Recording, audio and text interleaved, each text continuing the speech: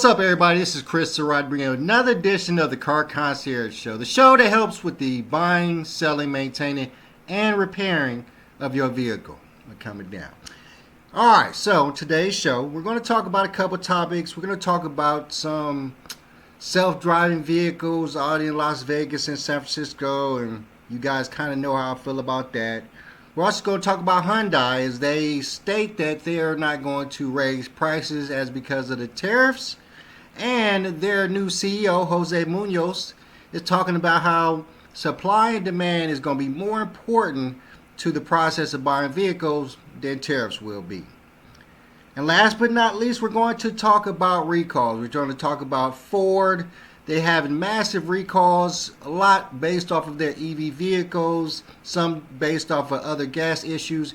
We're also going to check out a video where they talk about, a young man talks about the recalls overall and how they're affecting the sales of U.S. vehicles at this time. So, let's jump straight into it. So, first off, we're going to talk about Zoox Robotaxis. Now, there's a lot of robotaxi companies that are popping out left and right. I was just told a story about the Waymo taxi system, robotaxi system over in San Francisco.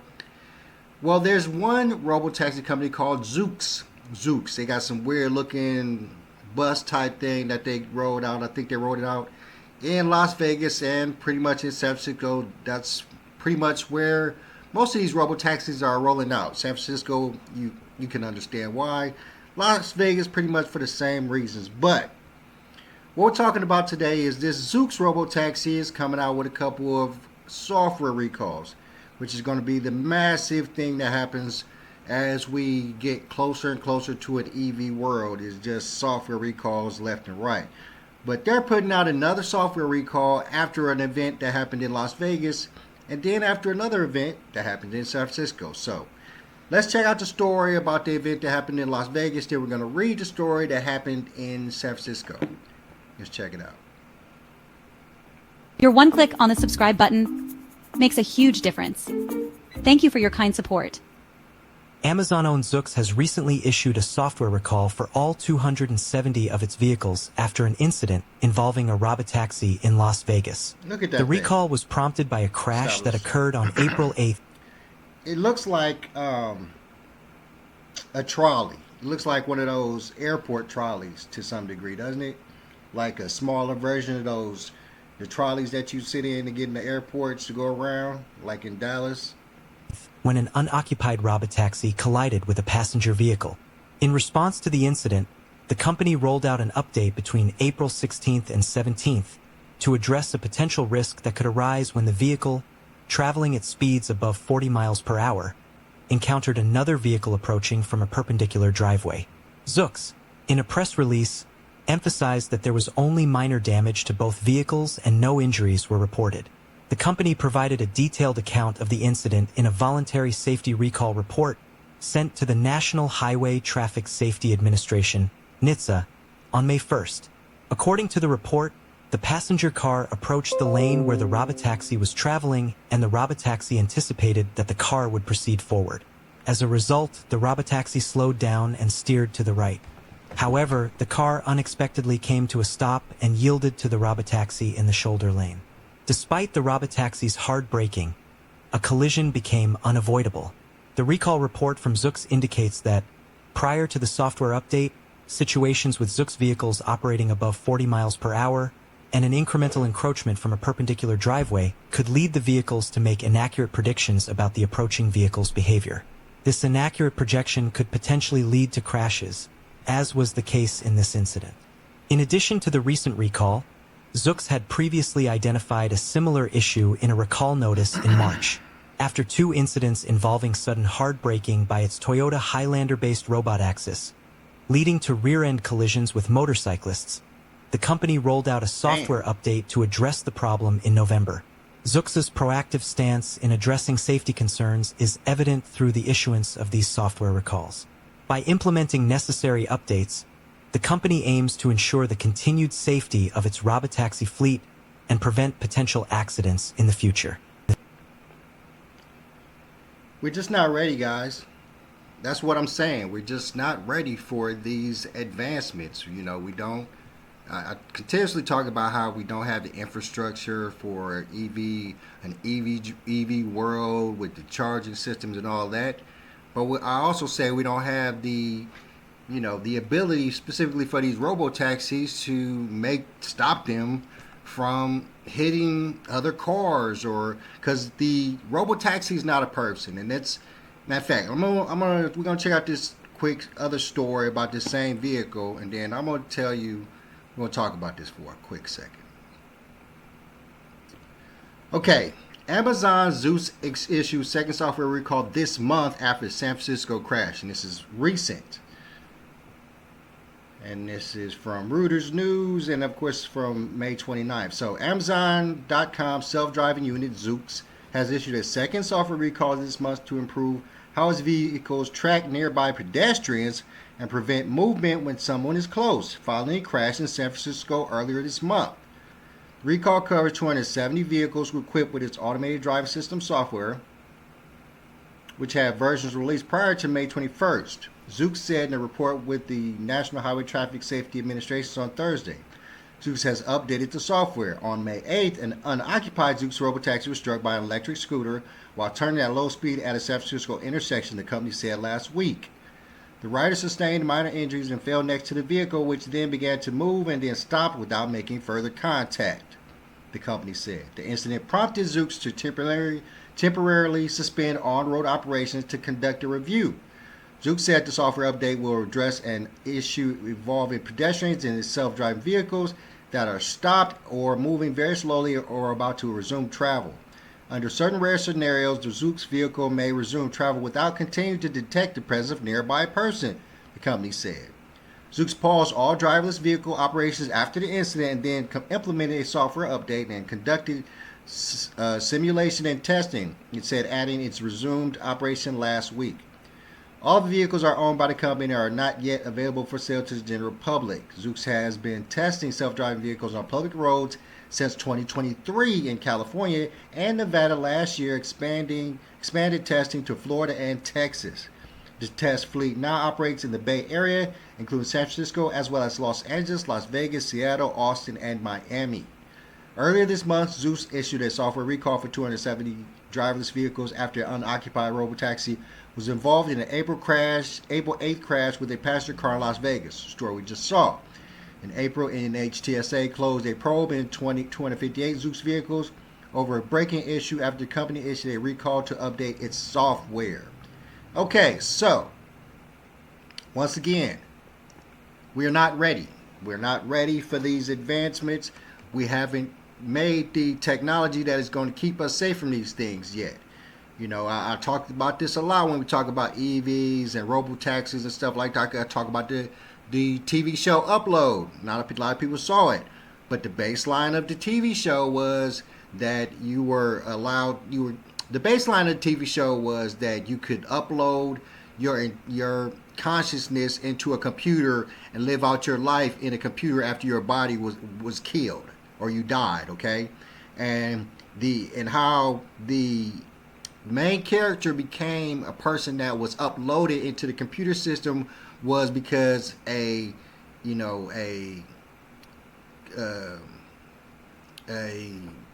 other guy, his counterpart, or the bad guy as it were in the show, had his robotaxi run into another car, into the back of another car, technically kill him. He didn't technically kill him, but he was hurt and about to die because of the accident in this robotaxi. And the whole idea that another person can control your car to the point where it could run into something bothers me. Okay?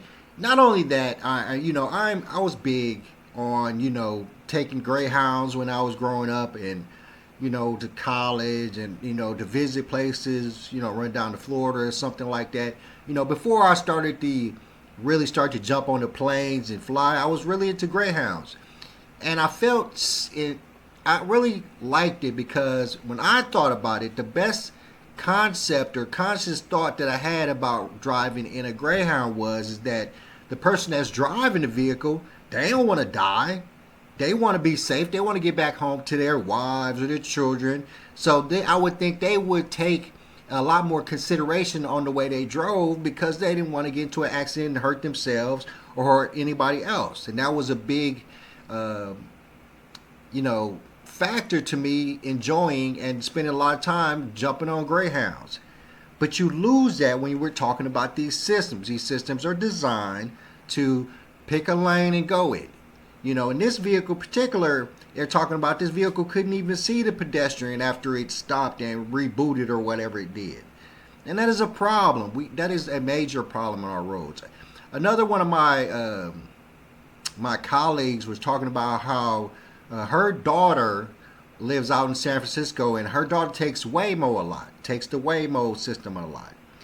And it just, it just brought me back to another story I read when Waymo was attacked and destroyed, or I saw another story about a Waymo running into a stop sign. I just don't believe, the technology's out there and they're putting it out there and they want you to take advantage of it. And I truly still don't believe that we are ready in a world that is completely ready for these systems, because the advancement has gotten great. It has gotten far, and I appreciate that, because it really seems like a lot of these companies, Waymo's already out there. Zoox, it seems like it's already out there a lot. Tesla is taking its sweet time and making sure their robotaxis are perfect before they put them out. And that's a more of a good idea for me, because I just simply do not believe, and I say this a lot, there's not enough research and development going on.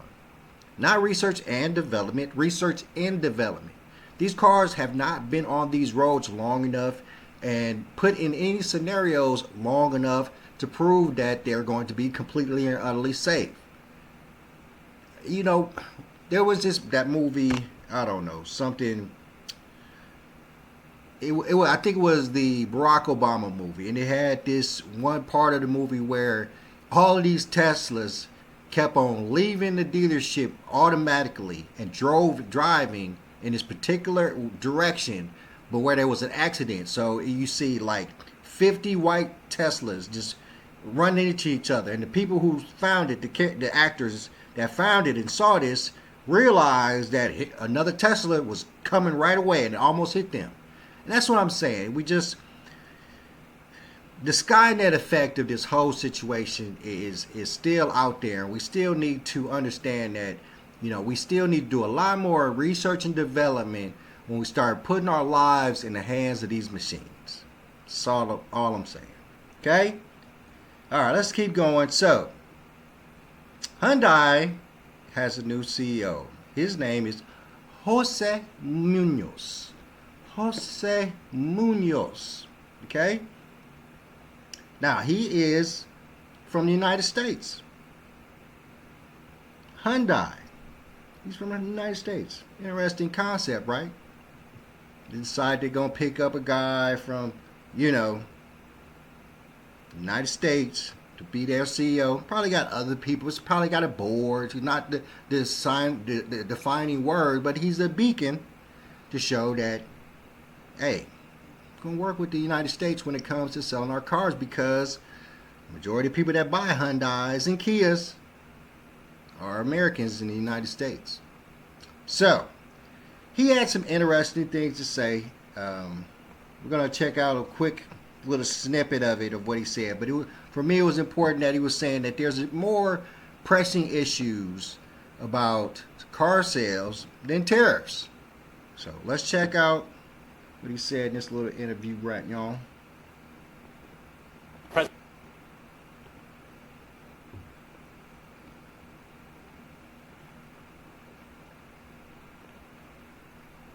President-elect Trump, if he called you up and he said, should we increase tariffs on Chinese-made vehicles and Chinese suppliers?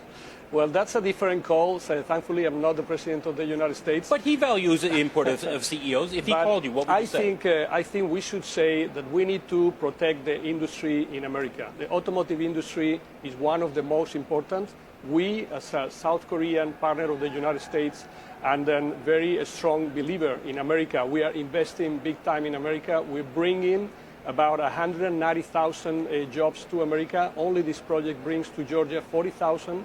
We're talking about $12.6 billion of investment. So definitely we believe in America, and we would like this market to be as protected as possibly in the new administration and beyond. Well said, my friend, well said. Everything positive, everything we want to hear as Americans when it comes to an automaker from somewhere else. So let's read a little bit what he was saying. Bad news for buyers. Hyundai CEO stays silent on future price freezes. South Korean automaker CEO José Muñoz says combating tariffs is one issue affecting affordability, a potential change of plans. On April 4, Hyundai announced to concerned buyers that Hyundai and Genesis vehicles will not see any price increases for the next 2 months to calm buyers' concerns about President Trump's 25% tariff on foreign auto imports and their impact on local showrooms. This goes back to the tariff pricing and everybody being out there buying these cars right now. However, in a new interview with Automotive News, Hyundai Motors Company CEO José Muñoz maintained that other external factors are affecting the price of their cars, which can change.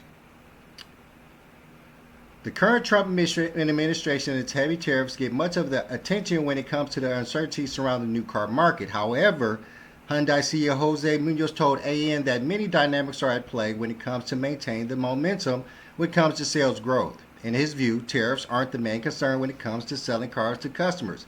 Instead, a more pressing set of numbers has consequences for both Main Street and Wall Street.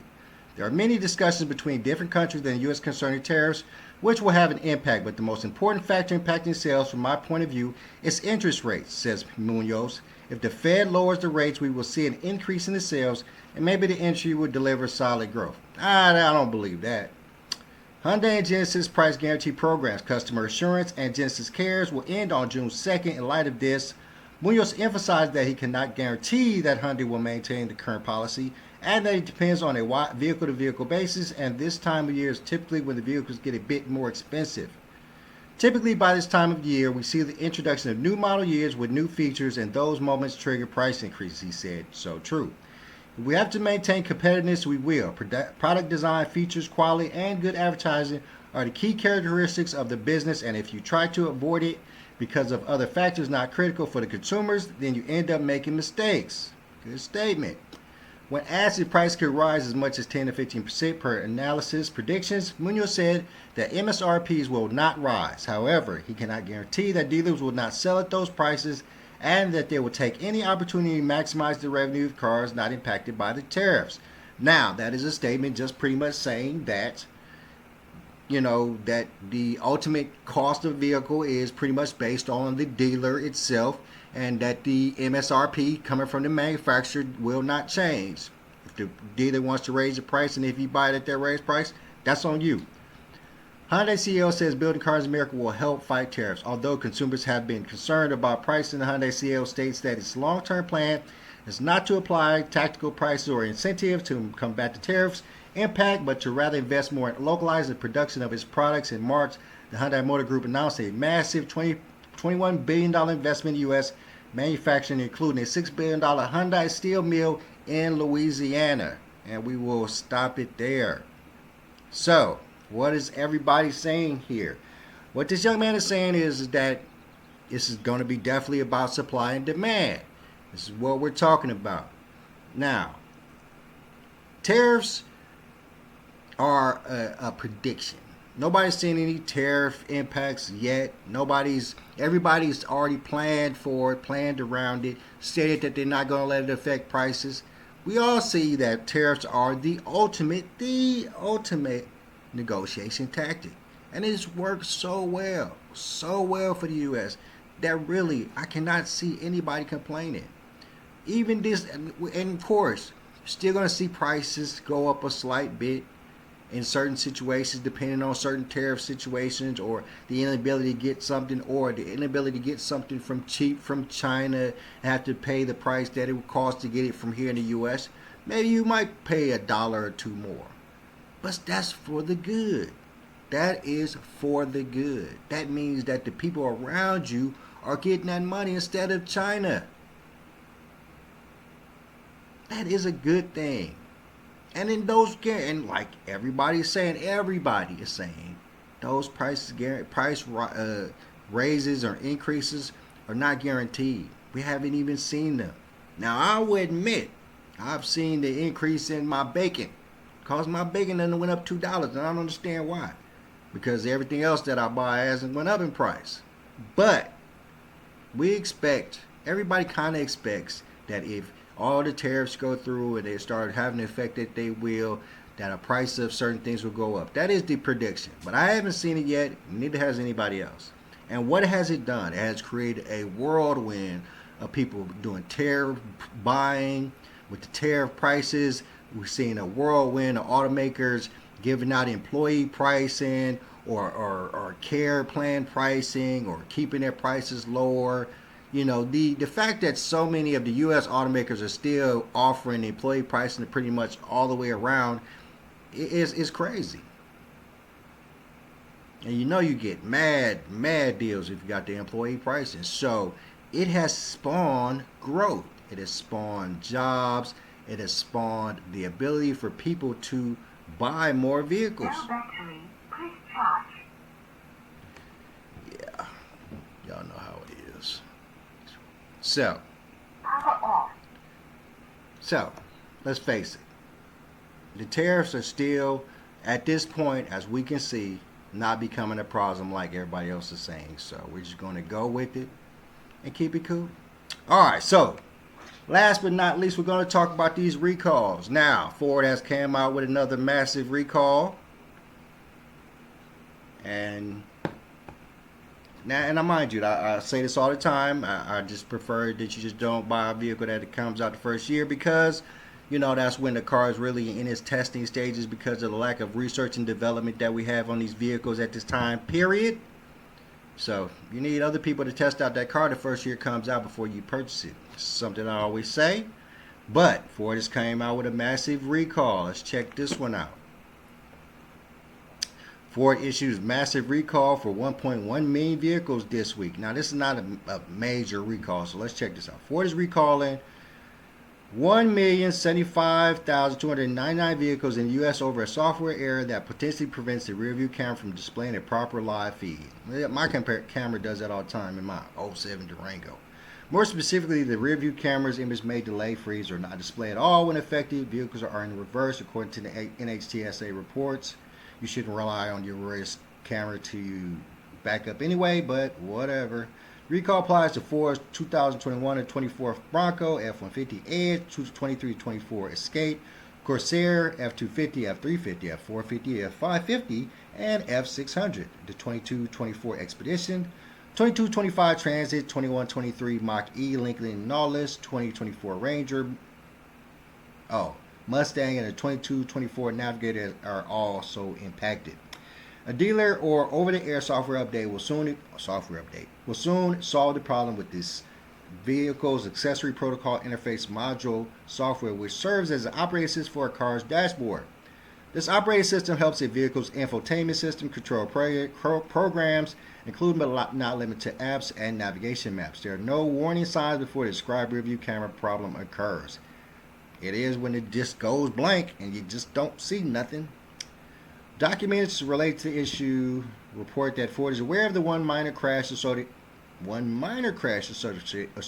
the software problem, resulting in property damage but no injuries or deaths. The automaker was initially contacted by the NHTSA about the issue in January after receiving 36 complaints from 21 to 23 Ford F-150 models. Now, this tells us that they've received 36 people have called about this. And this is from the 21 to 23 Ford F-150. So, you know, that means that even after that first year of people reporting this, you know, nothing got fixed. So, that's what I'm saying. You need to really do your research on your vehicles before you buy them. Potentially affected owners are scheduled to receive a notice of the recall by mail between May 19th and May 23rd. whereas dealers were informed of the recall on May 12th. Those drive-impacted models compatible with the over-the-air software updates must be connected to the Wi-Fi to successfully complete the remote upgrade or visit a dealer. Ford's recall represented this week's largest recall order, with Toyota's coming in second place at 443,444 vehicles. The Michigan-based automaker also leads all manufacturers in 25 recalls at over 50, and the gap between first and second place is significant, according to the Car Edge data. All right, we're going to end it there because I wanted to get to, because that's a minor recall, but it did tell us that Ford is one of the leaders in recalls, and Ford is a U.S. automaker. We got to wonder why Ford has so many recalls. What's going on with Ford that they're busting out all these recalls and all their cars had all these defects that need to be fixed? So we're going to head over to Motoring Chronicle. Seems like a cool dude.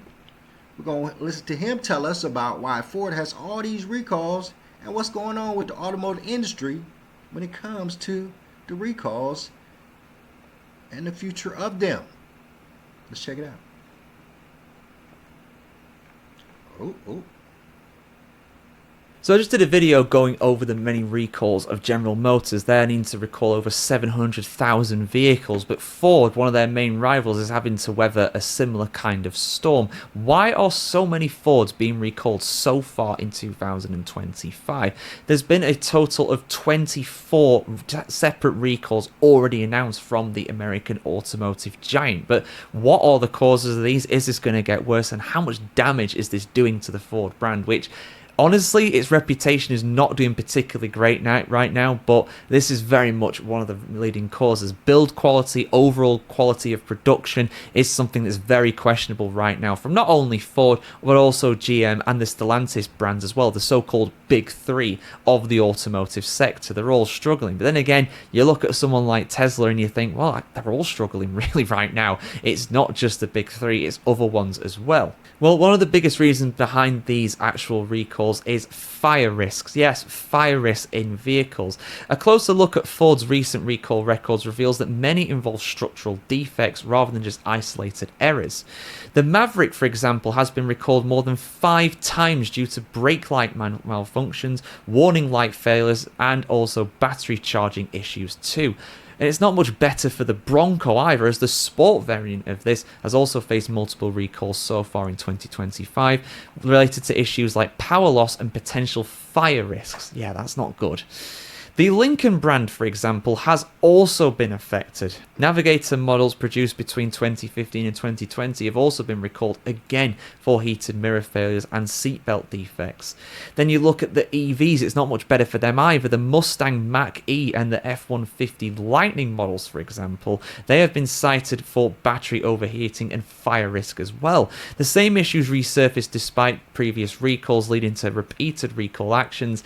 You know, fool me once, shame on you. Fool me twice, shame on me. I mean, that is a terrible one really for Ford at that point. And the fact that these problems involve high voltage battery systems as well, which is such a critical component in an electric vehicle, obviously, that is posing a serious challenge to Ford's brand reputation as we transfer over to more electric vehicles. Ford are not handling this transition very well at all. And the worst part about it really is the fact that all of these issues are not down to one component. They're just down to an inherent design flaw in a lot of the specifications across different brands, across different models. It's not an isolated issue where there's been one mistake. This is an inherent issue that is affecting the vast majority of brands under the Ford umbrella. And you can bet there's going to be more of them. I mean, there's been one. I mean, if you average that out, what is that? That's 6 every single month so far. If you just go off the first 4 complete months of the year, it's not going to go away anytime soon. There's going to be more recalls, there's going to be more repeated recalls. But yeah, if you're a Ford owner, guys, get your thoughts in the comments below. Is their reputation in the toilet? Will you buy a different model? Will you buy a different brand, I should say, going forward? Just because of how bad Ford have been recently. Your thoughts in the comments below. Like, share, comment, subscribe. As always, have a fantastic day wherever you are in the world today. And if you own a Ford, be careful out there. There's some serious issues going on with them. So true, my friends, so true. And I myself, started off as a diehard Ford fan. I had the F-150, had a Ford Contour. Ford was the way to go when I was growing up. I moved on to Dodge. Messed around with Chrysler for a long time, but those was back in the days when these vehicles were built quality and the factories was hard working and most of these vehicles worked correctly and you didn't have as many of these recalls. And what we're really dealing with is a lack of, once again, research and development. Ford is having to force these vehicles on us. They're forcing these vehicles out. They haven't spent the time building these vehicles correctly. They have to get these EV vehicles out because they're losing in the EV race. They are losing. So they have to cut every corner, speed every process, do every jump that they can to get these products out so they can compete with the Teslas and the GMs and the BYDs, the Lucids. They have to compete. They're losing. All U.S. automakers are losing. Now, mind you, just like the young gentleman said, most automakers are suffering at this time. Tesla is suffering. Majority of them are. And that's because the market is just flooded. It's just so flooded with vehicles that nobody is really making a major kink in it. There's no, back in the days, the American people stayed majority with the American cars. And now they just, the American people like variety to the point where I think Toyota is the biggest seller to some degree. So what we're really talking about is a lack of research and development when it comes to Ford and pretty much all the U.S. automakers because we're so behind the 8-ball, behind the line when it comes to these EVs and how they're on the roads and how they're working correctly because, other companies have had the time, specifically China, and companies in China have had the time to make sure their systems work, to iron out all the kinks before they throw them out on the roads. And even when that happens, you're still going to have problems, but you spent the time doing the research and development so that they're not massive like these are. These are massive recalls, engine recalls, electrical system recalls in EV vehicles. That is the most major issue you would have is if you have an electrical issues in an EV vehicle. That is major. Brake lines, the safety. We're talking about safety issues. Everything that we're trying our best to avoid, people getting hurt. That's the whole reason we're going to these EV vehicles because we're so quote unquote scared of gas powered vehicles exploding. The fires that they cause, the explosions that they will. You guys understand that these EV vehicles catch on fire too. You know how easy it is for an EV vehicle to catch on fire? Water. Y'all remember the story we did about all those cars or these EV vehicles that was caught in those tornadoes and those storms, and then when those neighborhoods flooded, those EV vehicles caught on fire, burned those houses down? I'm telling you guys. Look, I'm not going to sit here. I have some of the my fleet, but we're not ready. I don't think we're fully ready for them. I really think that it should be, to some degree, a luxury if you have the money. But, recalls are a normal thing. So get you an EV vehicle. Just, plan to have your butt back at the dealership a couple times over the course of the years or so when you had this EV vehicle. Because there's no doubt in my mind that with the lack of research and development in these vehicles, specifically these U.S. automakers that are not, taking more cues from China, then more recalls will come out. All right, guys, I'm going to let y'all go and get up out of y'all. I'm your boy, Chris Surratt. Thank you for tuning in to another episode of the Car Concierge Show, the show that helps with everything about your vehicle. Please hit the like, the share, subscribe. Hit me in the DMs if you have any questions about vehicles. And I'm out. Peace.